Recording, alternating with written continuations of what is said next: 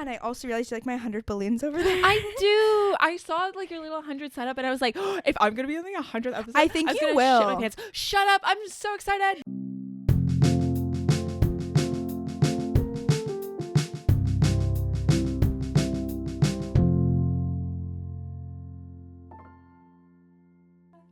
So like, woohoo! Wahoo! Absolutely, congratulations. That's huge. Thank you. It's crazy. It's been a long run. Also thinking back though to when I was like 19 and begun this, and I started it because I was in therapy and I was like, how the fuck does no one know all of the things that therapy teaches you? Like mostly, especially about like how society affects you. Totally. You know? Totally. It's such a like closed, I know this is not the term, but like a closed bag situation, you know what I mean? Of like, unless you get into it, and unless you have, you know, $150 to spend on a weekly or, you know, bi-monthly session, you don't know any of these things, and these are wonderful tools for just existing. Yeah. And like that help you function in your day-to-day life. And I'm like scared to be off my parents' insurance in like 2 months because I'm not going to be able to just like hop on a therapy session whenever. You think more deeply about it because it's not that financially accessible. No, not at all.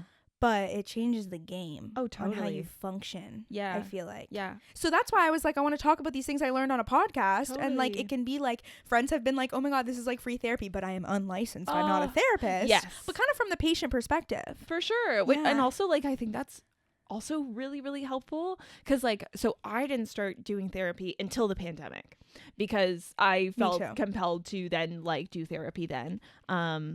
I don't know, because also, well, no, I did sort of do little like bits and pieces of therapy when I was in university, because, you know, you have some days when you're like, ooh, things ain't good. I'm emotionally, I'm at my wit's end and my emotional end, like, oh, I'm on the edge. Yeah. And I would use like my university's like mental health services. Okay, yeah. Which, if anyone else has also used in university mental health services, they're absolute trash garbage. Oh my God. It's That's horrible. so sad to hear. Yeah, I was told by a therapist that like my trauma didn't matter, and so I should probably like shouldn't book another appointment. Shut up. Yeah. What the fuck? Yeah, it was like my third appointment, and I'm someone who very much needs, and I've told this to therapists that I've had in the past, that like I really like, I need you to push me. Yeah. Because I have a lot of boundaries up, and otherwise if you don't, I will just not share, because I'm so good at just like packing down whatever I'm feeling and just kind of like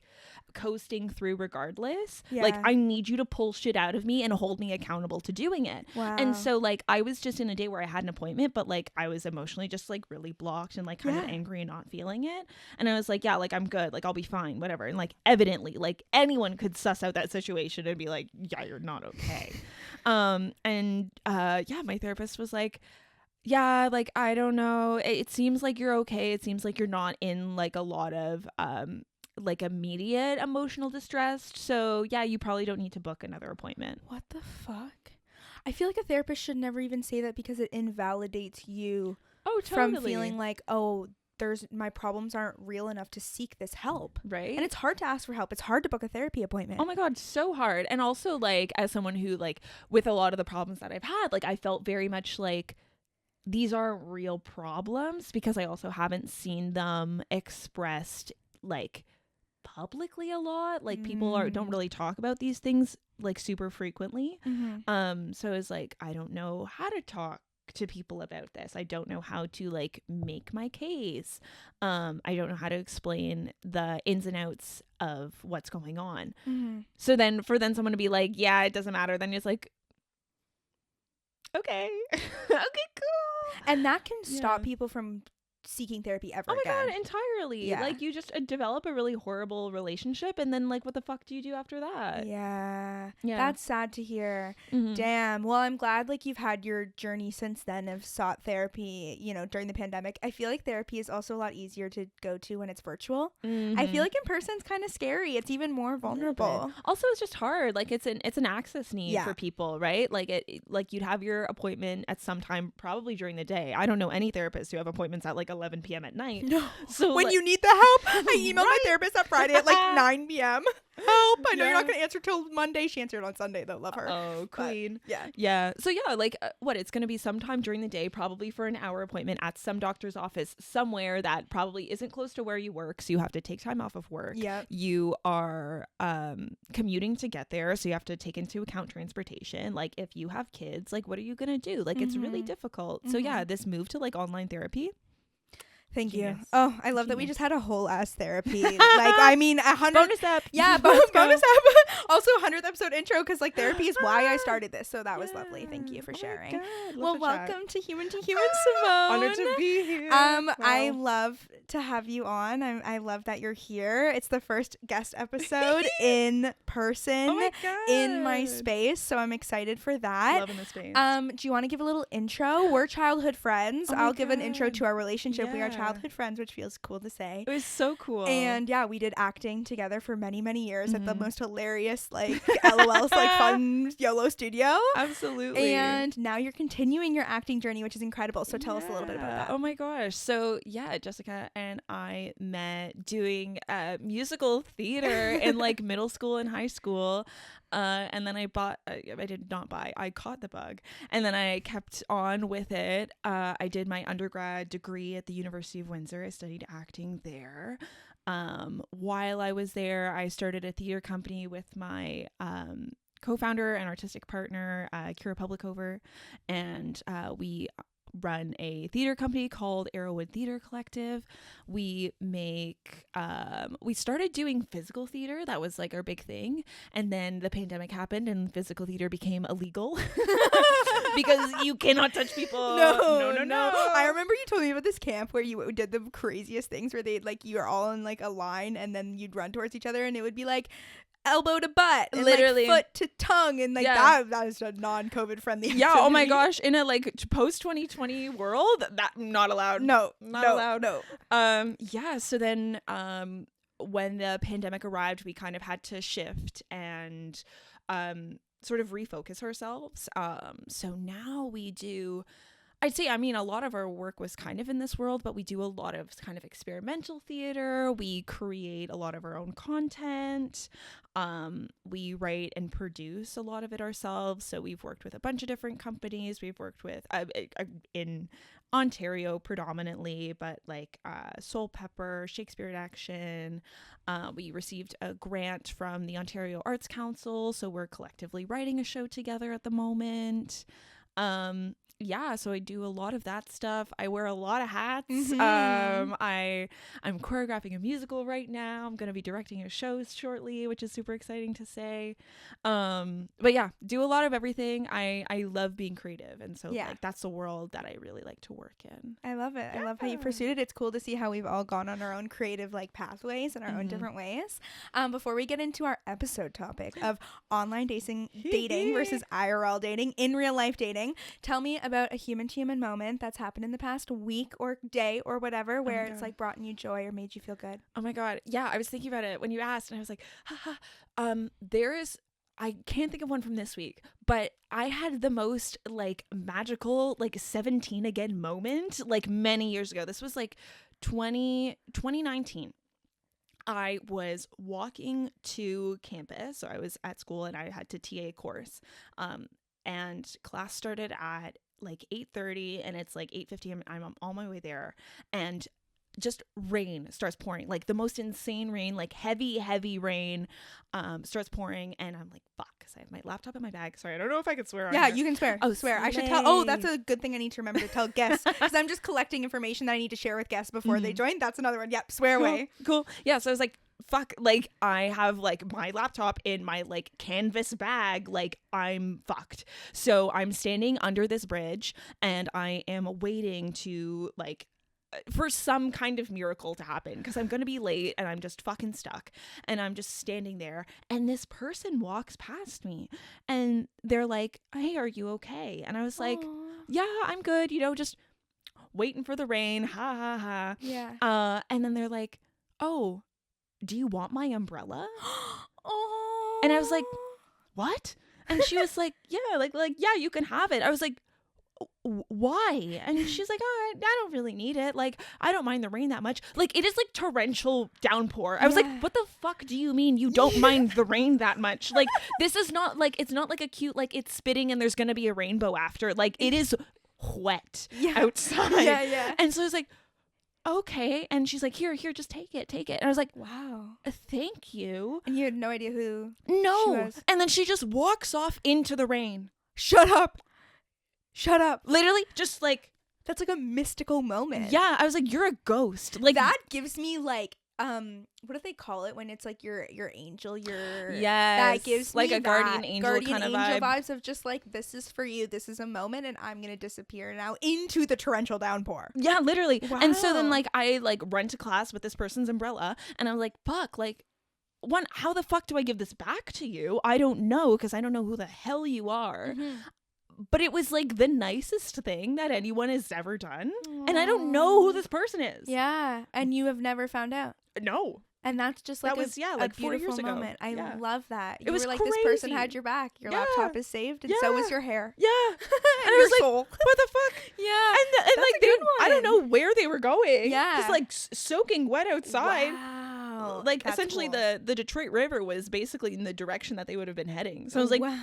Are you gonna just walk into the river? Like, what's going on? That's cool. Yeah, that's crazy. Awesome. I love that. Okay, that reminded me. I want to share a human moment that I said I was gonna share in my 100th episode. Wasn't sure how it was gonna come about, because it was like I was gonna do a solo episode. But this is fun because I get to tell you. Yay. I ran into an ex, and this will segue well into our topic today. Okay. I ran into an ex at a country bar, and I'm not a country bitch, but I went to this bar, saw line dancing, and I was like, I need to go to this bar and go line dancing. So I was at this bar, and this was my human moment that I was like, whoa. A friend, where I'm dancing with two of my friends, they hadn't met before, they just met each other, whatever. I lock eyes with my friend, and she just gives me this look.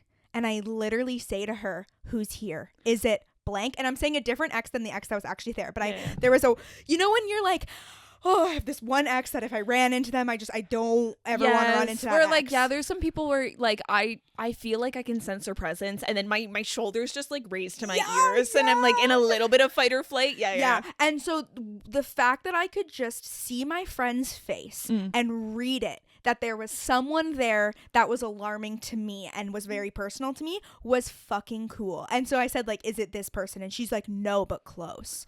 And I was like, who?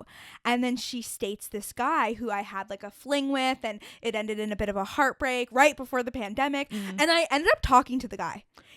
So after this happened, we were like, oh my God, what do we do? What do you need, Jess? I'm like, let's go to the bathroom. We pile into a stall. I explain the situation to the other friend, and then a really good song comes on that I originally fell in love with line dancing from because of the song. So I'm like, fuck all of this. I don't give a fuck who's here. We're gonna go line dance right now. We went line dancing, and my friend who spotted him was watching him the whole time, saw him see me, and he like, his jaw dropped. He was like, and you're like, did. Yes, it did. Yes, I'm literally did. line dancing like a baddie right now. Then we think he leaves, and then he comes up to me. He's at the bar, and my friend goes, the same friend, she's like, oh my God, no, he's here. Oh my God, he didn't leave. Oh my God, he's behind you. Oh my God, he's really close to you. Oh my God, he's coming up to you. Oh my God, he's right behind you. And then he's like, what? And I'm like, what? And then we like talked, and then it was like actually kind of funny and hilarious, and nice. Brought my like 19-year-old self inner peace.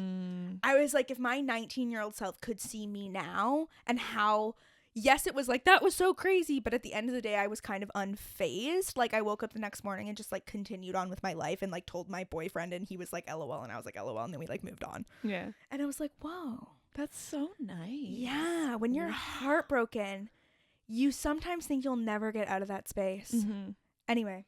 That's so magic. Yeah. Oh my God. Human moments, man. Beautiful. What a treat. I wanted to ask you, because we're talking about kind of the differences between online dating versus in real life dating. And I was reflecting on my own experience, and I noticed that any person who is actually a very significant relationship in my life, any men that I have had like a romantic relationship, situationship, whatever, I actually met in person. That's in real life. Crazy. Yeah, I've gone on a lot of online dates. I've gone on a lot of first dates, but none of them really led anywhere significant. So I wanted to ask you, what has your like history been like with it? Oh my God. And this is so funny. And I'm really glad that that's your perspective, because mine is the polar opposite. Okay, great. So like I don't know if I've ever gone on like a real life date. Whoa. Yeah. Okay.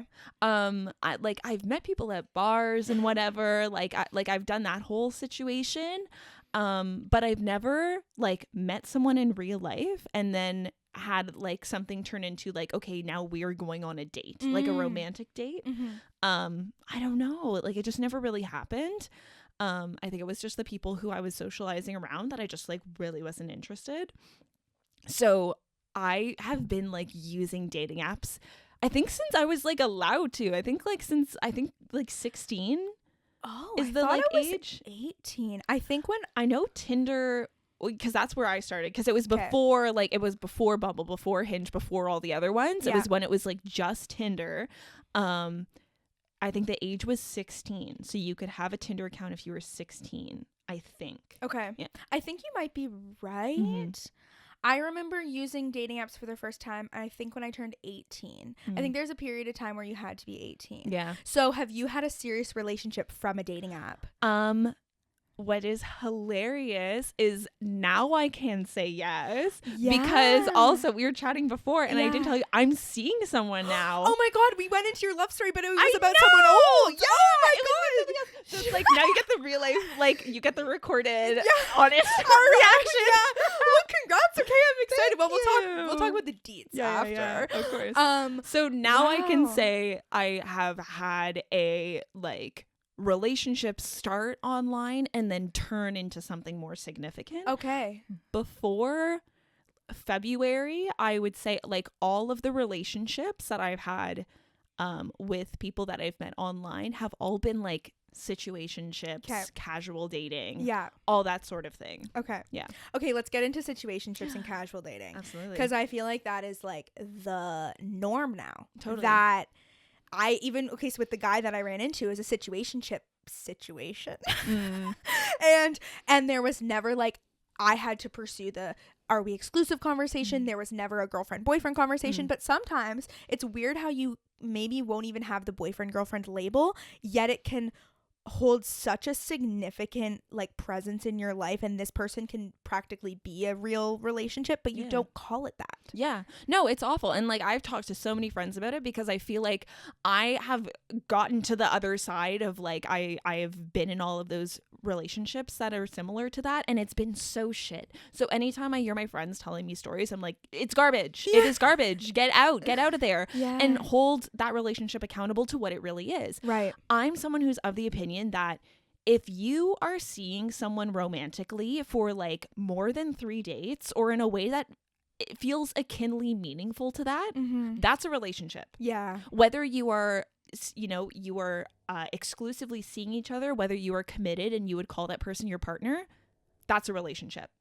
Because you are being intimate with that person in the same way that friendships are a relationship. Like, I think we allow people to like let themselves off the hook, and we allow ourselves to then let other people off the hook when they disappoint you, when you call a situationship not a relationship. Yeah. And just because it's not a committed romantic relationship doesn't mean that that person isn't and shouldn't be held accountable to how they treat you and how they take care of you. Because being intimate with someone, like, they still owe you human decency. Like the disrespect that I have experienced from people that I've been in situationships with because they're not dating me, because I'm not their partner, is so fucked up. Do you feel like people feel like they don't owe you an explanation as to like why they might not want to see you anymore? Totally. When it doesn't have a girlfriend boyfriend or girlfriend girlfriend or boyfriend boyfriend label? Yeah, I think I feel like it's more that because it's not a relationship, I don't have to break up with you. Yeah. Sort of situation. Yeah. Or it's like, because we're not dating, you're not my partner, I don't have to take care of you in that way.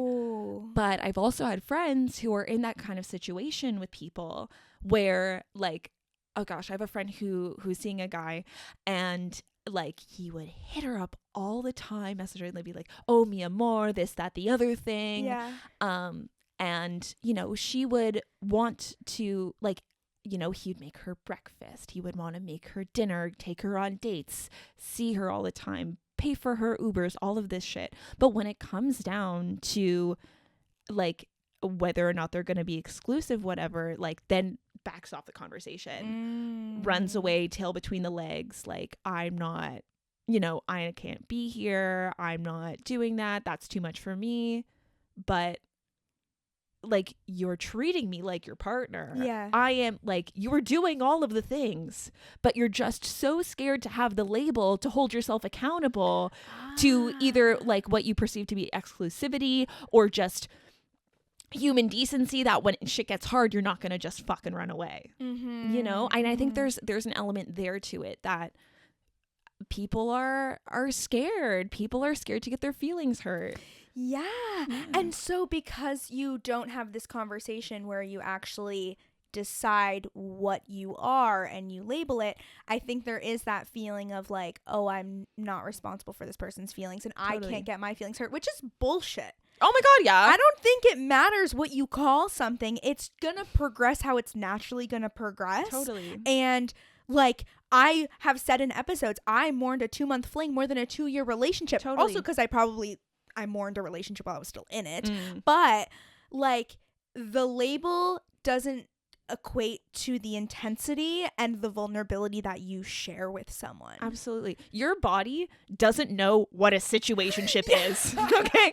And like, oh my God. That's so good. I can't remember what it was. It might have been a TikTok, it might have been a YouTube video or something, but they were talking about the way that people will do things like quote unquote ironically. Okay. So in the way that, I don't know, like one right now, I can't stop saying slay. I love saying slay. It's an oral fixation, makes me so happy. I love it. Like, I think it kind of started off as a little bit of a baby joke, and here I am peppering it into every single conversation I have because my body doesn't know that I'm having a little internal joke with myself.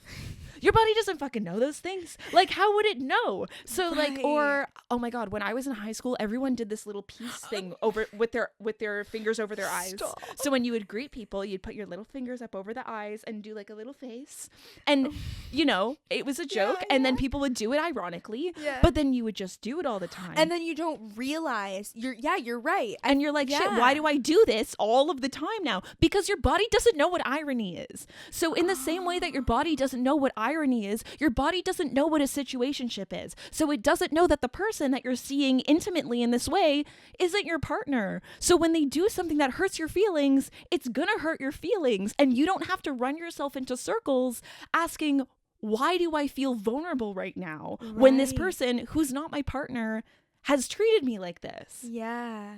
Because you're seeing someone in this intimate way. Like, as much as we live in a casual sex society, like there is still intimacy around sex. Like it is still like an intimate thing to do with people. Also, like holding hands can be really fucking intimate. Like, having deep conversations can be really fucking intimate. Sleeping with someone in the same bed can be very intimate. Oh my God, cuddling. Yeah. All of that.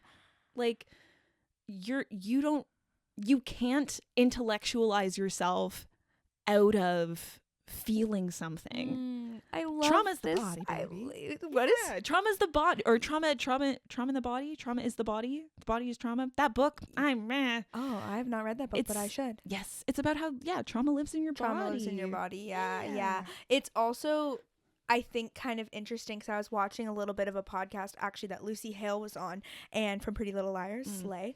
Now I'm like, let's say slay. Bring it in. It's a good old word. Yeah, and she was talking about alcohol and her journey to sobriety and how like she was very tied to this idea that like her most authentic self came out when she was drunk. And it's so interesting that our society does say that, like, oh my God, all the thoughts that you don't want to say when you're sober come out when you're drunk. And I feel like there's also this like lack of responsibility you take when you get drunk and you're like, oh, well, I hooked up with that person, but I was drunk. Or like, oh, like I remember a situation I was in where like the person I was in a thing with would only get vulnerable when they were drunk. And so I'm like, there's a certain like wall you're putting up that I think like there are emotions you want to share, and your body also, like the information you're told, yes, if you're drunk, if you're not drunk, if you're high, if you're not high, whatever, it's like you still told me this vulnerable information that bonds us more. So it doesn't matter to my body what our label is, or yes, we were using substances, but you still told me intimate things, or I told you And intimate I things. still know this information. Yes. And I think, there's an element to that too of like, you need to be drunk or you need to be intoxicated in order to get yourself somewhere. Or I think at the baseline, a lot of people feel like they need to be intoxicated in order to have fun.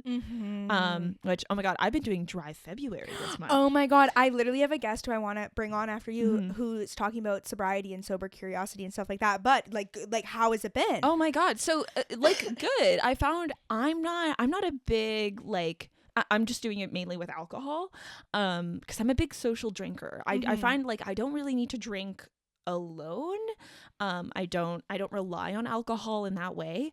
But man, like I am such a social drinker. So like I would go out with friends and like we'd be at, some bar somewhere. They'd be like, oh, do you want to do a shot? Do you want to get a drink? And like my subconscious response is to just say yes. Yeah. Like I don't actually think about whether or not I want to consume that like substance. Yeah. I just say yes because that's what you do when you go out is you get drinks, you have like shots, whatever with your friends. And then I would have to stop myself and be like, shit, like sorry guys, I'm doing dry February. I'm not drinking this month. And like, whoa, like the way I've had to kind of rewrite the way that I participate in like social gatherings with my friends, like it's so interesting. So I think I'm at like the like 3-ish 4-week mark now. Yeah. And I was just celebrating a friend's birthday last night and I was good. I was like, I'm not craving alcohol. Like I don't want to drink. Like I feel really good. And it feels really nice to be able to, I don't know, challenge myself to find sobriety and like ask myself how I'm really interacting with this substance. Wow. That's beautiful. Yeah, it's been cool. Yeah, I saw this post on Instagram that I thought was so fucking smart, was talking about drinking on first dates and how it's actually not a great idea because you won't catch red flags as much. It's a depressant, so you won't actually be able to tell how much that connection feels with that brand new person because you're being kind of, your energy is being lowered in that way, you're not going to feel that like same excitement. That's so and cool. It changes the way you like process the way you're engaging with this person. So you might get a totally like not wrong, but you might get a bit of an off feel from this person because you're drinking versus if you were sober, you would pick up on things that you probably wouldn't have otherwise. And I was like, I've never heard anybody talk about this. This is smart. Because like smart. Let's go for drinks is such a casual way to be like, let's go on a first date. Yeah. And then people get nervous and then they rely on the alcohol to just kind of like calm the nerves, sort of lower inhibition, so you feel less like you have a lot of boundaries up, like you need something to pull down those boundaries. Oh my God, which is also like the boundaries are there for a reason. Your body does put those protective measures up in front of new people for a reason, so you're way less likely to honor yourself, I think, if you're drinking.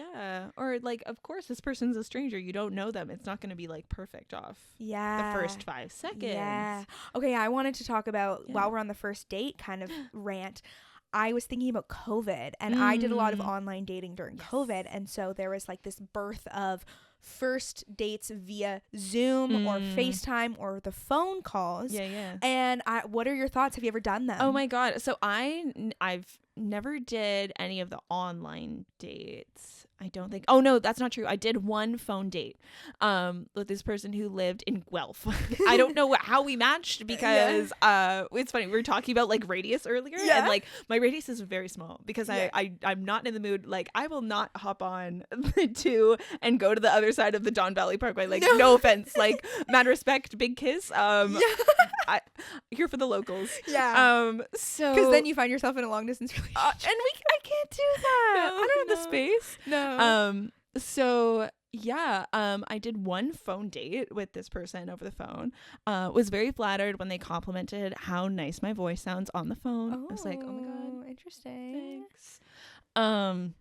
Love that. Yeah. And so then I think we had like a couple like phone call dates and then he drove from Guelph to like hang out with me here. Okay. Which was very flattering. I was like, thanks a for the mission. Thanks for making the drive. Funny what people do for love. Right? Oh my God, it's impressive. Yeah. So I've done like one phone date, which was cute. Like I had a friend tell me a story about a phone or a Zoom date that he went on like in bed.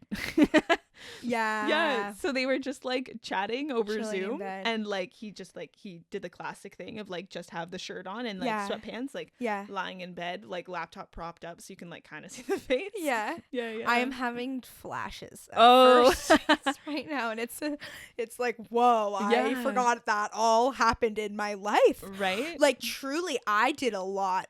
I did a lot of Oh my Zoom, FaceTime, and phone call dates. Cute. And now I'm processing the fact that I got ghosted by someone that I only went on one in-person date with, Mhm. but we had like at least one phone date and Mhm. then at least one FaceTime date. So then you actually have talked to this person more than just your in-person date. Yeah. And so it's like, again, your body doesn't really know, and it's confused because you feel closer to this person than you actually kind of are. And then I've had weird like first second dates from dating apps be like dramatic endings. Truly, like I have had 2 instances where I got ghosted and I only went on 1 to 2 dates with this person, but the first time I was like devastated. Yeah. And then the second time I was like kind of upset. But then after that second ghosting, I remember I went on 2 FaceTime dates with this other guy, and he like paid for me to, he sent me a Starbucks $10 gift card to be like, let me pay for your coffee for our phone date or whatever. Cute. Yeah, this is my number one advice though for first dates and stuff, have an end time. Yeah. Have a time to fucking Yeah. get the fuck out of there. Oh my god. Okay, not a Zoom date, but this was a COVID date. I went on a date with someone, and I will never do daytime dates, and this is the date. That's why Whoa. I like a good nighttime date, because That's so interesting. there is like an end time of Right. like I have to go to work the next Yeah. day, I have to sleep, so that's why I have to leave, and then it gives you an out that is like the day is done, or like if you Yeah. really like them and you want to have a little sleepover moment, like Yeah. you can do that. Yeah. But after this one day, I refused to do another daytime date. So we met up at 1:00 and we went to go get like bubble tea. So we got bubble tea and then we went on a walk. It was very cute. It was really nice. Yeah. But because there was no like end time set, Mm-hmm. we went on a walk and then we walked a shit ton, like probably at least 5 kilometers. Like it was a long ass fucking walk. And then he was like, oh, I have my car, if you want we can walk like to my house and then we'll grab the car and then we can go like get food somewhere. And I was like, okay, sure, cool. So then we drive to go get food at this one place, but traffic is really bad, so then we double back around and go the opposite fucking direction, and we don't know where to go for lunch. And like, I don't know, on first dates I don't love to make a choice, because I try to make the choice like collectively, or Yeah. it's like I need you to make a decision, or like we can collectively be like it's this or this and whatever. Yeah. So then we end up like going to a food court to go get food on this first date. And Yeah. by this time it's probably like 5:00. Oh my god, you've been with him since 1. Since 1:00, because and we'd you've walked also for sweat your ass off, I'm yeah sure. Yeah. yeah, because we'd walked around a shit ton. Yeah. Also, he showed up wearing these like really ugly hiking shoes, which like is fine, but is not what I wanted. Yeah. And he had like one of those like running backpacks with like the little like Hydra pack in the back. And I was like, we're on a casual like walking, like this was not a hike. No, Like yeah. it was not a hike. There was no need Were you for walking on pavement? Like yeah, the it was like a sidewalk? paved path. Oh, got it. It was like a paved walking path. Okay. And I was like, why are you wearing hiking boots? yeah, I was like, your arches don't need that much support. like love you, but like it's okay. Yeah. And so then we go to this fucking food court and get food, and then he's like, oh, like let's drive back to this place and we'll go eat it there. And I'm like, cool, sure, whatever. So then we drive to go eat at this park, which then it takes us a shit ton of time to drive there and also find a parking This spot. sounds exhausting. Yeah. And also like by hour 2 we were running out of shit to talk about. Right. So now So we're at you're like hour 6. Oh my god. And it is a marathon. It's not like one of those like nighttime dates where it's sort of like you can talk about like it is the nighttime, or like if we're gonna like, I don't know, go down the avenue of starting to hook up, like you're Yeah. not saying words, you know, like that's, or Yeah. like words are not the primary focus. Yeah. It is hour 6 of like event and activity number 4, you know, and it's like I'm over it. And also like he is seeming to like not really like he's not phased. He is unfazed and having a great time. Oh my So it's God. just like, how can you not see that like this is taking too long? Yeah. You know? And I also like, I mean, I didn't exactly speak up and say like, It's hard in the moment. but yeah, it's like really, you're really just hard. meeting someone Yeah. and it's like, it's hour 6, so then we're eating. And the sun is going down. And you're like, how long have I been here?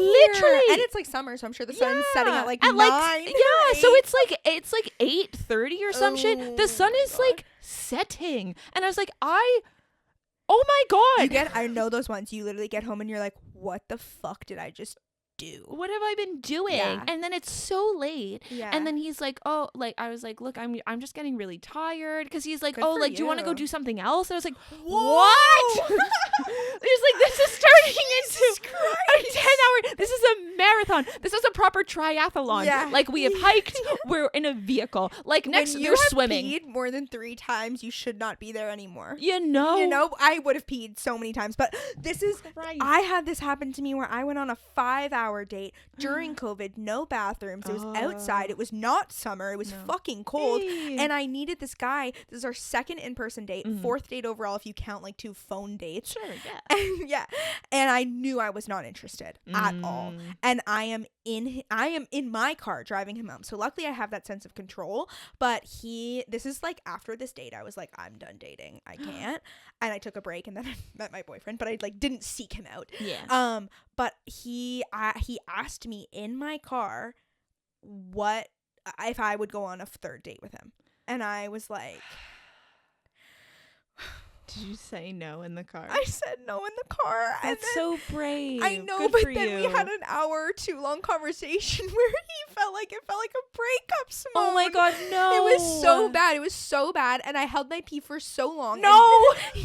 In the car. Stop. And I Stop. literally You're like, was- please, look, I know you want to talk, but I'm gonna piss my I'm gonna pants. piss my Please fucking go pants. home. I don't get out of my car. Oh my God. It Imagine was if you were like, hey, do you god-awful. mind if I like, I get we're not gonna see each other, but like, can I just like borrow your bathroom real quick? Yeah, right? Like, let me meet your whole family, because he lived with his family, though. Oh so no. gosh. They're And- like, hi everyone. yeah. I'm not gonna be seeing your son ever again. But he says he wants to be friends with me, but that's not gonna happen. But we're not gonna hang out. No, and it's funny because I from that story I realized I've done so many daytime dates, like so many, and I sometimes take them as a green flag, because that's like when like the man I'm currently with, when he asked, I kind of asked him out on a date, but also like wasn't really a date, because we didn't know if that was the intention, but he was like, I'm free at 11 a.m. on a Saturday, and I was like, 11?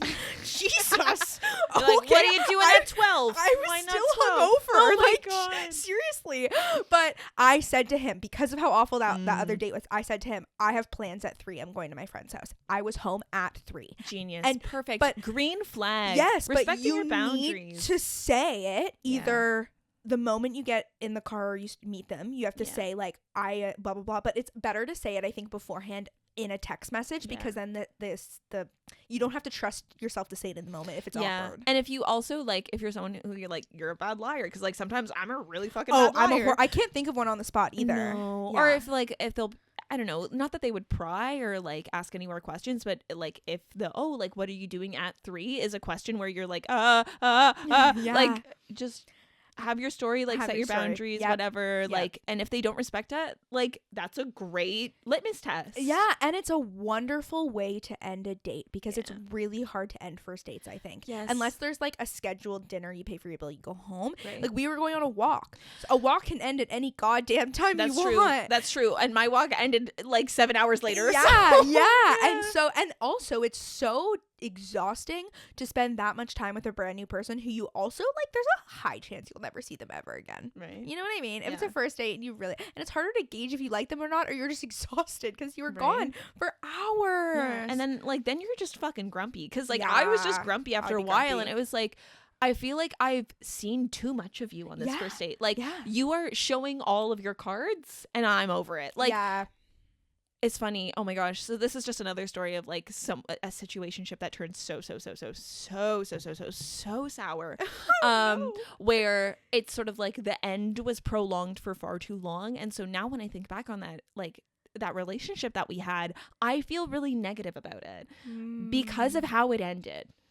not because of what it was, which, I mean, granted, our communication wasn't great, but like, if that's me being critical, but like the way that it ended, this sort of prolonged no end makes me so viscerally angry that like, that's how I feel about the relationship now. So I feel like you can apply the same to a first date where like, I don't need everything. Don't give me everything. I don't think anyone wants everything. And you shouldn't do a back-to-back date where it's like you see each other on a Friday and then a Saturday. Yeah. I did that once, and it gets like you get way too like invested, and like seeing each other that close, like have at least a 24-hour period or 48 have a little break also to get excited to see them again. And so then this was the first guy who ever ghosted me, so then I was so like, whoa, because I thought we had a great time on these first 2 dates, but really it was like I just saw too much of you, but I liked it. And then it was just like this mad infatuation. I went on one, oh my god, crazy Tinder date where I matched with someone, and like he asked me to meet him at the park. So this was March 2021. So this was when the lockdown happened again. Yes, in I remember. Ontario. I was just thinking about this. And it was like super intense, and I think there wasn't like a curfew, but they were really like concerned about people going out at certain times.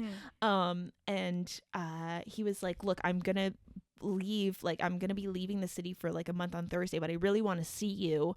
Do you want to like meet up at a park and like hang out? And I was like, yeah. And so I called my friend. I was like, am I crazy? Like, is this wild? And she's like, just go. And I was like, okay. And so we hung out all night. And just chatted in the park. It was beautiful. It was like so amazing. And then the next day he texted me all these things about like how beautiful I am and blah blah blah blah blah. And then he left, and then just nothing. See, it's like you shouldn't have even, like, I feel like if someone's about to leave for a month, don't start something and then leave, because that's just, you don't have enough time. And then when he left and then came back and like now he's seeing somebody else. So it was like, it was just heartbreaking, because I was like, oh my God, you're telling me all the, like, what did I do? And it's like, no, I didn't do anything. Yeah. It's just the circumstances of what this was. And I sent myself spiraling down this hole of just like sheer excitement over what this could have been. And it's like, no, like I feel like you can't write something. You can't write the narrative. No. And I'm guilty of that. And I think, I don't know, what do you think about the time frame between matching with someone and messaging until you actually go on a date? Because I feel like if you know you're really vibing, when it goes on too long, you start to like, your brain naturally fills in the blanks that it doesn't know about this person, and then you think they're a completely different person than they actually are, and then you can't start to actually like them for who they are, because your expectations are now let down that you probably shouldn't have had in the first place, but you naturally got them. Right? But that like you wrote for yourself because you needed to decide this person was someone. Like, oh my God. And the way that, do you ever have crushes on people and you're like, oh my God, they're just like so like this and like so amazing and da-da-da. And then they do something that's unlike the like narrative and personality that you've created for them, and you're like, oh, that's a little different than like, why would you do that? Like, you don't do that. Like, you're not who I made up who you are, and that's not who you are at all, you know? Yeah. It's messy. It's so messy. Funny. And it's funny because what you were saying though about nighttime dates, it made me think that like nighttime dates, I feel like are good ideas a good idea in the sense of like, there's certain topics you might not touch on in the daytime because it feels just very bright outside. Something about like the mood, something about the sun not being up for a nighttime date. I don't know. It feels like, I feel like it feels a little more intimate. It feels a little bit more romantic. Yeah. And then like, because it's the nighttime, like it doesn't lend itself to having multiple activities. Yes. So someone can't force you on, you know, your 5-hour walking date because it's 11 p.m. and you have to leave. Like something about things happening at the night feels a little bit like there is a natural bookend that you don't get with like daytime dates necessarily, which is why like I think if you want to do a daytime date, you just have to kind of cook those in a little. And it makes me even think about like how you said it's like when it's a nighttime date, it's easier to like, you know, get a little frisky, start a hookup in a little ways. Like it makes me think about my first kiss with my boyfriend. It was so fucking bright outside, and there were just like, we were in his car and there was just so many people kind of around. So it was like I remember right before we actually kissed, there was just so much nonsense coming out of my mouth because you're still talking, but you both know you're about to kiss, but you're like not yet kissing. So you don't want it to be like completely silent because he hasn't made the move yet. And so it was just like I was saying gibberish. Like the most weird things were coming out of my mouth. But I'm like, if that was a nighttime experience, it probably would have been so different because it's not as like you can't see everything on my face. I feel like I feel like a little less on display. Yes, in those moments, exactly. Like I feel less like a passing car knows exactly what I'm doing. You know, like there's something about it that feels a little safer and makes me feel like I'm more focused on whoever I'm with. So like so my partner who I'm seeing now, we didn't kiss until our second date. And so she came over and we were watching movies in my apartment and we were watching like TV shows and whatever for so long. This is your second date? This was our second date. Okay. So like we made I think we made pasta. We made like homemade pasta, ate the pasta, and then we're just like watching whatever, like, you know, like shit on Crave and Netflix and stuff. But we watched like an entire season of something before any moves were made. That's a lot of watching. It is. But also like I think it's a very like queer thing of like especially for like queer femmes who are dating where it's like no one makes the first move because you're scared to like make it and be wrong or make it and have it not be well received or this idea of like I don't want to like force anything, so I'm going to be super respectful. So it was like this like inching of like weight on like other body parts of like weight of my arm like and my elbow slightly touching your knee oh it was like another marathon of like getting to this place, and it's like I was scared to make the move, so she had to make the move. And there's also less of the like stereotypical like the man makes the move. So right then you're like there's no reason for me to wait for her. There's no reason for her to wait for me. Who's gonna do it? But also like, are you gonna or am I gonna? Are you? Should we are we gonna kiss right now? Which is so funny and is like super sincere and really cute.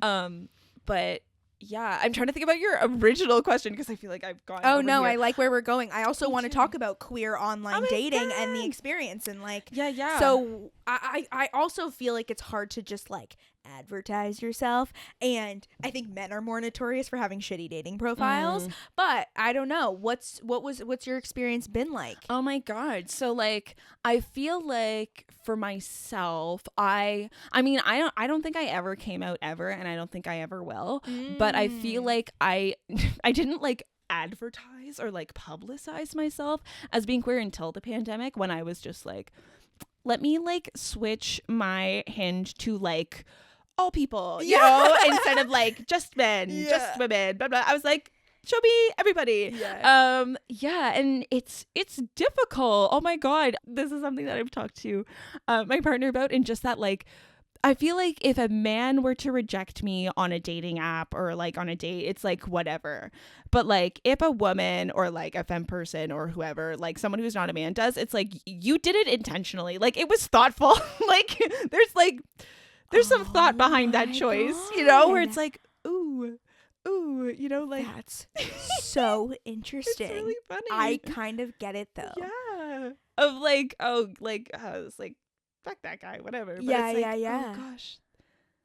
Because I also feel like we think women are very thoughtful and think very deeply about things, or someone who just like when you think about someone who's not like a straight man, there's, I don't know, there's like a more softness to it, a more thoughtfulness to it that you're like, oh, so you intentionally didn't like me. Right? It was just like my funny joke of it. It's like, oh god, it's like, what's wrong with me? Oh my god. I'd say like wait, sorry, question. Did you change the way your profile presented itself when you were like, I'm gonna say everybody instead of just men? Like I think maybe a little bit, not a ton. I feel like definitely the kind of interactions I was having with people after have been wild. Like I was seeing a lot of men in 2022 and just got really, really over it. And so like now, before I met my partner, all of my like dating like things were just women, and the way that I was harassed significantly less, and quite frankly not at all, was like kind of insane. I believe it. Yeah, I have a folder on my phone of photos, and it's an album called Love Letters from a Dead Boy, which is just a reference from Streetcar Named Desire. And it's screenshots of messages that I've received from men on dating apps, of people like asking to drink my bathwater, the like, you know, not offensive, but just like rude things of like, sit on my face and and some of them are really funny. Like I got one from a guy who was like, doobie doobie doobie scuba wow, hey Simone, I wrote this song for you, but you won't get to hear the rest unless we go on a date. And I was like, that's fucking hilarious. Yeah. But yeah, the way that when I like transitioned over to like not exclusively, but like really wanting to focus on like seeing women and like and non-binary people, like there was such a shift in the way that I found I was interacting with people in that sort of like romantic dating sense.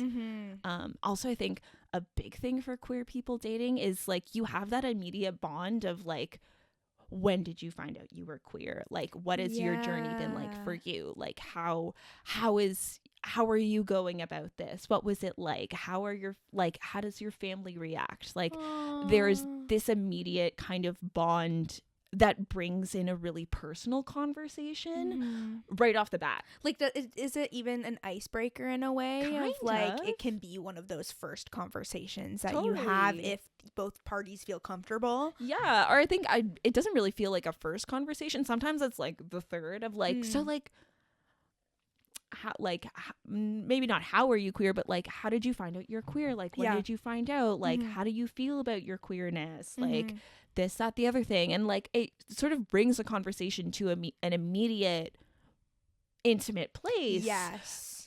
A lot deeper than a lot of I think like dates that like straight people would go on, or you know, people who are in sort of like straight relationships where it's sort of like you don't really necessarily have that focus on your relationship right off the cuff. Which isn't to say that those relationships aren't like, there is no intimacy of depth and meaning, but it's like the way that I've been on dates with people and they tell me like some family trauma like right off the top, and like you already have a lead into like their familial life, like what matters to them, like a really emotional conversation having first met someone. That's awesome. That is crazy, and it's pretty cool, and I'm really glad you're sharing this perspective, because it's one that many people wouldn't have if they're not in the queer space, and they just have that like stereotypical and like the harassment part of it. It's so real. I'm not surprised about that at all. Wow. Okay, let's talk about how you've like presented yourself. Oh my god. Online. I feel like I have to like pull it up. Oh my god, yeah. So what's your favorite app? Definitely. So I started using Tinder because it was the only one that was available at the time. And like Tinder very much feels like the focus of hookups, right? Yes. It's very fast. It's really quick. It's very like yes, no, yes, no, yes, no. You're hot. You're not. You're hot. You're not. Yeah. And I think that's kind of like Tinder's purpose. A lot of people jump onto Tinder like when they've gotten out of a relationship and they're just looking to get back into the hookup game. Like that's very much what that feels like to me. Like and then of the people that I met off of Tinder, I found those relationships really weren't super meaningful. So I think my favorite app to use was Hinge. That's the app that I met my current partner on. Which is fun. I feel like because there's like a big thing with Hinge for like people who are unfamiliar is the little prompts and stuff. Yes. So it's like photos of yourself baked in with like you have to answer 3 questions. So I think it's a little bit of a barrier, so someone can't just make a profile of just pictures with nothing. Like you have to put in a little bit of effort. Granted, like it's not a lot. Yeah, like yeah. it's not like no one's asking you to write a cover letter. Yeah. But I think like that tiny bit of effort is a little bit more, and I think Hinge has become a lot more mainstream, so I think it's kind of losing that benefit. So like there's a lot of people on Hinge, but that's fine. Yeah. It also feels really youthful to me. I don't know why. Yeah. Interesting. When I was on it, I felt like there was a lot more older people. I felt like I was like, ooh, this feels adult. This feels, but that was like also like 2 years ago. Yeah, it changes. I think they change so freaking fast. It's like first Tinder's a thing, then Bumble, then Hinge, but then you might go back to them. Yeah, it's and so you bounce interesting. between. I used to have a rule, like when I was super single, and like really, really, really into the apps, that like I could only have 2 at once. I couldn't have. That's all a 3. good rule. That's a good rule. Also, I have had this experience, and I've seen like people on TikTok and social media have this experience where you're like, I've had a lot of times in my life where I'm like on the apps and then I delete them, and you have to like completely rebuild your profile again, and then you see the same motherfuckers. And you're like, you're still here, like, and I'm you're still still here. here. Yeah, but I'm like, I keep leaving and coming back and seeing you again. What's up with What's up with that? Or when you see the same person on different platforms, that's a good rule. Only two at once, because also I felt like in the moments, like if I had all 3, I was like, something's wrong. Yeah. Because you can use it to also just like the way we use social media. I've noticed when I've taken breaks, I'm like, oh, I use this to like not feel my feelings, because you can just distract yourself. And a dating app is just another app on your phone that serves that purpose. And it's really interesting too when you get into a relationship and you get off the apps, which we should talk about like at what point that happens. But there's this feeling of like, I missed the swipe. You forget that they're real people. Yeah. And you're like, oh, I literally just want to swipe on if I think people look hot or not. Yeah. Like Tinder. Or just like the validation straight up. Like there would be periods of time when like I didn't want to see anyone, and like I feel like a big part of kind of like the last couple months of 2022 and this sort of like intro to 2023 was like me actively making the choice to be single rather than viewing being single as a period of time between when you're in a relationship or not. Because like even when I'm a big believer that like when you're in a relationship, you're still single. Like you're still a human being. Yes, you're still your individual self. It's so funny because Josh's friends, my boyfriend's friends, have literally said like, when I think of Jess and Josh, I don't think of Jess and Josh. I think of like Josh and who he is, and I think of like Jess and who she is. And I'm like, guys, thank you so much. I'm so glad. That's so but flattering. It also means that like we have a relationship where we are 2 distinct people. It's not like we travel together all the time. We're always together, and that's important. Totally. And it's like, otherwise you lose yourself, because like if God forbid something happens in that relationship, where do you find yourself at the end? Yeah. You know, like who are you? And also like I'm such a hyper independent person that I could never like throw myself wholehearted, like not, well, that sounds bad. I wouldn't lose myself in a relationship. Yes. I love my independence, and I love the fact that I have the capacity to like care for myself and look after myself and take care of myself. Absolutely. Like that's something I'm really, really proud of.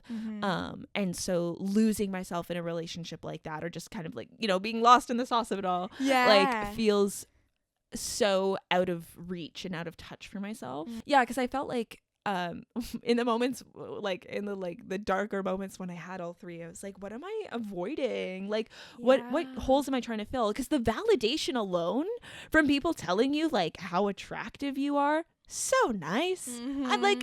I love a compliment. Yeah. I love a good compliment. You know, like tell me I'm pretty. Yeah. Tell me how amazing and gorgeous and fantastic and entertaining and cool I am. Like, like, sorry, what? Yeah. Oh, really? You know, it feels amazing. Yeah. But I think, it gets to a point when, like, is that the reason why you're here? Or like, do you want a relationship?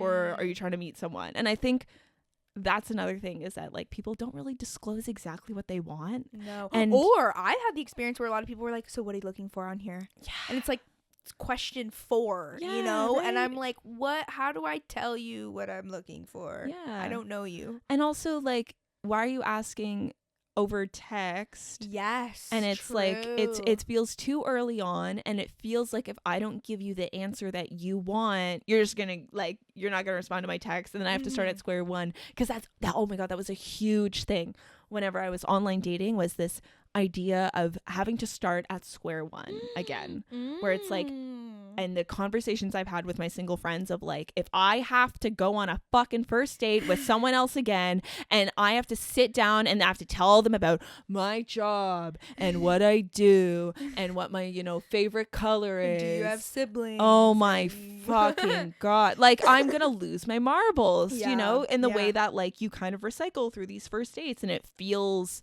so habitual that like it's not interesting. Like I'm not even interested in meeting you anymore. I'm just trying to suss out like if I find you attractive, if you're, you know, you know, we're on a similar wavelength. I don't think you're, you know, you're not like too far gone for me. Like we can kind of get along, we vibe. Yeah. You know, like that's really the test that you're doing on a first date is like, do I like you?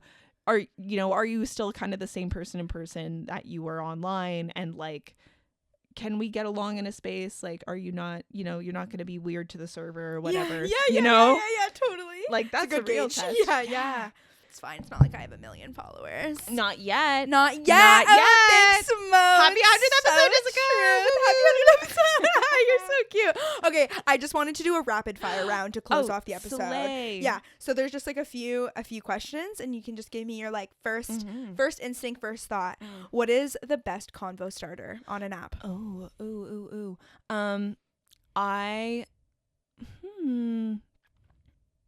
Or one of the best. Doesn't have to be the best. I think anything that brings in a little bit of silly and a little bit of weird. I had a really good one where, you know, when you're on your little lonely nights and you're like, it's 1 a.m. I'm going to message 18 people on Tinder right now. I would say send me your favorite meme. Because also you get a sense for what their sense of humor is. If they actually like memes, and if you're someone who likes memes and they don't get down with memes, why are you hanging out? Like, if you can't be silly, if you can't be a silly goose with me off the top, what are we doing? That's so good. Okay, for anyone listening, that's a good combo starter for your online dating apps. What is a profile must have? I think like a full body photo is super helpful. Just so that way, like, I know what you look like. And that's not to say like if your body looked like something else, I wouldn't want to see you, but like I think it's just super helpful to gauge. I think photos of you doing things that you enjoy doing. If it's just kind of like it looks like a gallery of all of your like mirror selfies in the bathroom of you in the same outfit, it's like I know you had to make your profile, but it's like show me what you like, show me things about you, because like it's also a bit of a vibe check off the top. Totally. Right. That's so like one. if I can see you doing the things that you like with your friends, doing the stuff you're, that like, makes on you a happy, horse, or you're like at the beach, or give me it all. You know, there's books in a behind park, you. You know, like all of these things are clues into who you are and what you care about and what you like, which all will change. Well, it won't change, but it will tell the people who you are showing up on their phones as to who you are. Because also, I think being honest off the top is not a disservice to anyone. If anything, it's a better service to you, because you are then curating and telling the people in these lineups, this is who I am and this is who you're gonna get. 100%. I made a promise with myself that I would be upfront about my podcast when I was online dating and I was single and I had my podcast, and I ended up having a guy come on the show to tell a story, this fucking funny, crazy story, and we never ended up having anything romantic or whatever. He just like came on the show, and I was like, cool. And it was a good way for me to be like, also, this is who I am, and if you don't like what I do and you don't like, you can also hear how I fucking talk, then bye. No, it's great. What's your favorite app if you're searching for like love? I mean, I don't know about the love part, or like, but it's like I'd say I relationship. feel like Hinge feels the most serious. Maybe Bumble. I feel like Tinder. I mean, I know a lot of people who have partners that they have met off Tinder. I don't know if there is an app that is the best. I feel like maybe Hinge, but I would also say that like you can have those conversations with people as to like maybe not, you know, like, hey, so nice to meet you, what are you looking for? But I think having that conversation of like, this is what I want and this is what matters to me, and that doesn't necessarily align with what you're also looking for, especially in the world of people asking more emotionally from those in situationships than what they're giving and then getting in return. Like, you're allowed to say, look, that is not it for me. So I gotta go. Yeah. That's like, that is so valid. Yeah. And that's not wrong. No. You know? You gotta advocate for yourself. Yeah. And a relationship doesn't necessarily end because it's bad. No, exactly. Yeah. I posted recently that like a friend actually responded to a poll I put saying misaligned values is just, I think, one of the most common reasons people break up is they simply want different things or they believe different things. What's the best place to meet someone in real life? Ooh. Somewhere public. If you're meeting someone, like, rule number 1, somewhere public if you're going to meet someone on the internet for the first time. Oh, absolutely. Because yes. let's be safe. Yes. Let's be safe first and foremost. Okay, but for the people who don't want to online date, where do you think? This is what you mean. Yeah, but that was a good, we should say that. Yes. Yeah, please be safe. Please tell people where you are. Yes. If you have the capacity to, like, if you have the ability, share your location with your friends. So that way they can see on, like, Find My Friends or whatever the Android equivalent is of, like, where you are, just for safety. Oh my God. And, like, text someone when you get home. Yes. Like, do all of those things. Like, take care of yourself, please. If you're meeting people in real life, I don't know, because I don't do that. Okay, I would say I have an answer. I would say doing something you love, doing something you enjoy. Yeah. I met my boyfriend, and this is my next follow-up question that I wanted to throw out there. It's kind of like the best way to, like, slide into someone's DMs. And you can share yours. My answer is, like, something. If they post things about things they're passionate about, and you agree, respond to that. Swipe up on a story. My boyfriend, before I knew who he was, he took one of my reels about COVID and how that's what that's done to us, me saying some random shit on a podcast, and he sent me this paragraph about his thoughts. That's so and he was like, sorry, I'm just super passionate about this. And I was like, oh my God. So you care about my thoughts? Yeah, so we realized we had aligned values in some sort of way and sort of our thoughts on something. And so that's a great way to, like, initiate. If you think someone's super hot and spicy on a social media app, but you don't know how to talk to them or you've never met them in person, swipe up on a story or respond to, like, a post or something. But yeah, in real life, doing something you enjoy. If you don't enjoy partying, don't look for someone at a bar. Oh my God, no. You know? Because also, like, don't go meet someone at a rave if that's, like, not your vibe. Because that's what their interest will be. Like, if you don't like traveling, don't meet someone like, that kind of rule, I think, is so effective and so great. Yeah.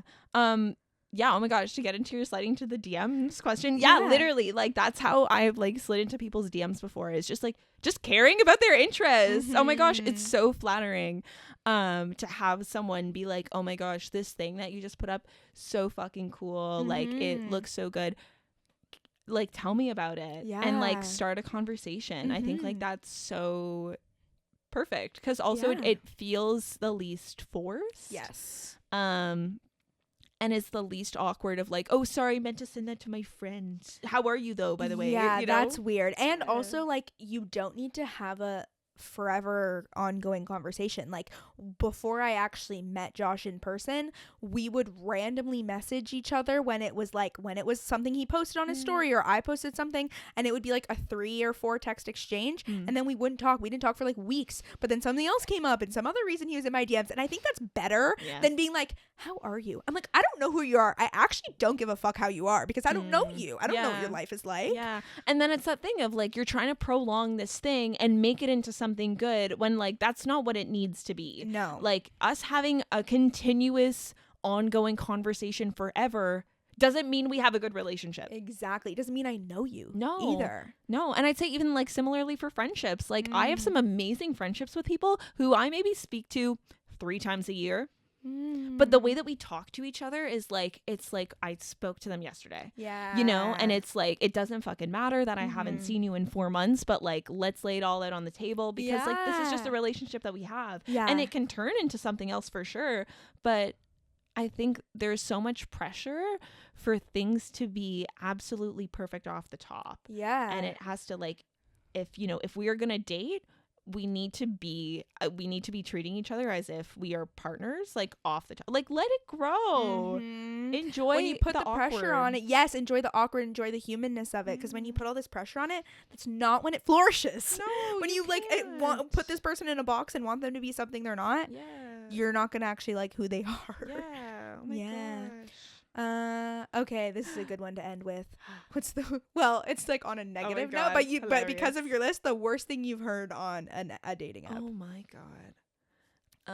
Because I love that you said you have a list of things on your phone. I have so many. Or the funniest.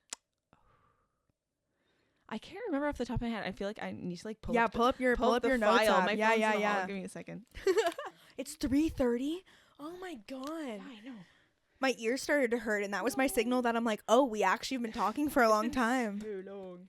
My ears hurt from the headphones squishing them. That's why, not my eardrums. Not me speaking. Yeah, not you speaking. You're just so shrill and annoying. Oh my god, I can't believe I brought you on this long form podcast.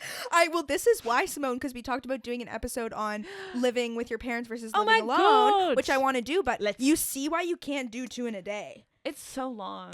We just have so much to say. This is literally like, this is the 8-hour date I'm This talking is about. 8-hour date. Where it's like, imagine you're doing this, but also like we're not childhood friends and you're No. meeting for the first time and you're walking outside. Oh my god, it's too much. And then going they're on. like, wait, let's go get food. Yeah. Let me take you to my car. I can't. And then you're like, can't. I'm done. I'm dying. I've been there. That's why I set a rule to say when I'm going home, because yikes. I don't know if this is the worst one, but this one's really funny. I'm not one to smile in photos. I do a lot of Okay, yeah, you do. A little, I don't know what that is. A little gaze, a little like no smile gaze, and a lot of the pictures that I take. So this was from my Tinder profile in like 2018, and so this man messages me and he says, "You're already giving me a look like you're disgusted with me." Because I don't smile in my photos. Good. Oh, it was That's really so funny. It was really funny, and also just made me like really self-aware. Yeah. That's actually hilarious. Yeah. That you're already disgusted with me. Yeah. Always. Oh my god. I drink your bathwater. Yeah. Oh my god. I think that was an Instagram message, but I Yeah, was like, yeah, it was. belongs in the pile. I would hide every chair in the world so that you could sit on my face. You know, and it's like, okay, this is my my face message, till I see God. and this is my message to like all the homies out there. Like, don't do this. Don't do this. Oh yeah, don't say, "Hey, sorry to be so blunt, but I want to bang the hell out of you." You know, don't do that. Like, I get it. I get that dating is really vulnerable, and telling someone that you're interested in them is really vulnerable. And I know that's where a lot of this comes from. So it got to a point, like, I've been online dating for a while, that like I would get stupid messages like this. And there was some man who messaged me something that could live in there. But I forget what I messaged him back exactly. But essentially what I said was like, I think I took his name, and let's say his name is Ben. I was like, hey, my name is Ben, and I am super uncomfortable with the idea of being intimate with someone online. So instead, what I do is I say something mildly offensive because that protects my feelings. And in case I ever get rejected, I don't feel like I've put myself out there too much, and I can just hide behind this wall of feelings and continue to like never experience a meaningful, intimate relationship. Yeah. And he was like, shit, yeah, you got me. And I was like, I know, have a nice day. And it's like, I get that, especially like for men as well, like being vulnerable is hard. You know, we live in a world that doesn't really foster those feelings and doesn't allow for men to really express themselves that way and in a way that feels safe. You know, masculinity has a very harsh mold that people are expected to fall into. So I get it to an extent, but like, I'm not gonna be your scapegoat for your fear of intimacy with people you want to date. Yeah, I'm gonna call it like it is. I'm just also really impatient. You're iconic. You are iconic, and it's a tiring game, and it's like, yeah. Well, Simone, one last piece of advice do you have for the people listening, if there's anything you want to share about dating, IRL or online, or both? I think knowing what you want is hard, but I would say that know what you deserve and trust your gut, because as someone who is strung on to situationships for far too long, scared to share what I feel and express what I want in fear that I won't get it back, that is enough of a test and should be enough of a sign that this is not someone who you want to be in a committed, intimate relationship with. Like, you deserve respect. Yeah. Baseline, like, that is bar on the floor material. Like, you deserve to feel good and safe and appreciated by the people around you, regardless as to whether or not, you know, they are people who you're seeing casually, or if this is someone who, you know, you want to seek, you know, partnership and like intimacy with in a romantic relationship. You deserve that. And you deserve to also have the space to talk about those things and figure them out. And if someone is not giving you what you need, you're allowed to say, thank you so much, I gotta go. Like, and you don't have to settle, as much as I think people feel they're kind of conditioned to have to settle for whatever they got. There's so many people in the world. Yes. There's so many people in the world. And a YouTuber I watched said it's a numbers game. Yeah. Sometimes it's a numbers game of like, there's so many people in the world. So yes, you do play the field, you go on a lot of dates, and eventually hopefully you do strike that right person. But know your worth, so you're not like wasting your own time and feelings and troubles because someone treats you like shit. The whole point of dating, if you're looking for someone serious and if you are looking for even a casual hookup, it's for fun and connection and, you know, a good experience. Yeah. And those people baseline should treat you with respect. Yeah. And respect your boundaries and appreciate you and treat you well. Like, oh gosh. And this is a conversation I've had with a lot of people when they talk to me about, like, you know, the people that they're seeing and whatnot, and like, oh, they don't want to date, but they would really like to be friends. Did you sign up for Hinge because you're looking for friends? Did you sign up for Fringe because you're Did you sign up for Hinge because you're looking for friends? No, you didn't. You have so many friends. You have so many wonderful friends. And if, you know, maybe this is someone who you would see more as a friend, just because you don't want to date them doesn't mean that they're also then your friend. Yeah. Because also have high standards for the friends that you have in your life. I think we also live in a very romantic focused world. Yes. Where you prioritize your romantic relationships over your friends. I love my friends. I have amazing friends. And those people I would consider to be on this exact same plane as my partner. Wow, like, you know, I have this wonderful, like, constellation of a network of people in my life who I care about and who care about me. And like, build that for yourself because you deserve it. That's my thought. Oh, love it. Thank you for coming on. Thank you for having me, Jessica. I felt like we were just like hanging out and it just is being recorded. I know. I just feel like we could go on and on. Oh, it's such a treat. I'm so honored to be here. Oh, I had so much fun. I'm having so much fun. Please shout out any social medias. Oh my God. Tell the people where to follow you because you're doing epic stuff. Oh my God. Yeah. You can follow me on Instagram. It's just my name @Simone Matheson. My theater company, Airwood Theater, is on Instagram @Airwood Theater Co. Thank you so much for having me. No, of course. Happy 100th episode. Happy 100th episode. Woo-woo. If you liked it, subscribe, people. Leave a review. Subscribe. Tell Jessica how amazing she is. Thanks, Simone. Tell Jessica how hard she works. I do work hard. I love this show, and give it some love if you enjoy it. I'm really excited to bring on some guests in this in-person space, which is so awesome and fun. Space. Yeah, I love it. Keep up at Human Pod on Instagram and TikTok and all the things. Slay, slay. Bye.